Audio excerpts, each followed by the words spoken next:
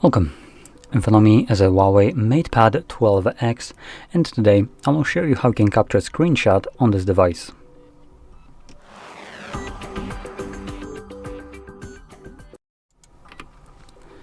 So, to get started, you will want to open up content that you wish to capture. For me, that will be the home screen that's already open and visible on my screen.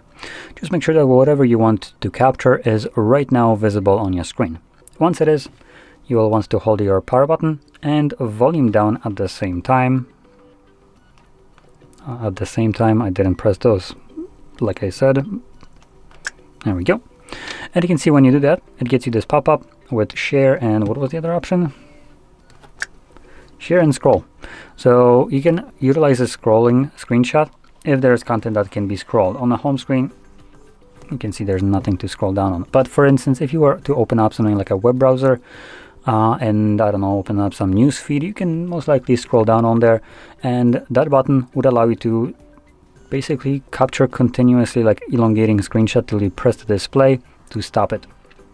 And this would then capture obviously much wider screenshot than you normally have, so you wouldn't be just contained to what's on the screen, but also what you can scroll down on, and it will be in a single shot as a very long one.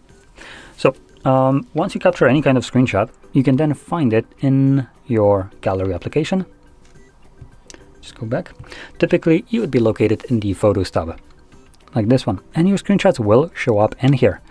Now, you'll also see other things like your photos, videos, downloaded images, and anything else like that in here as well. So it might be a little bit difficult for you to locate just the screenshots amongst everything else that will be shown in here. So a better way is to navigate to Albums, and in Albums you'll find album called Screenshots. Now in here you'll find screenshots and also screen recordings, but it's still much easier to find the content that you're looking for between screenshots and screen recordings rather than literally every kind of media that is on your device. So you can see here are the two screenshots that I have captured. Here's the one and the second one. So there we go. Now, if you found this video helpful, don't forget to hit like, subscribe, and thanks for watching.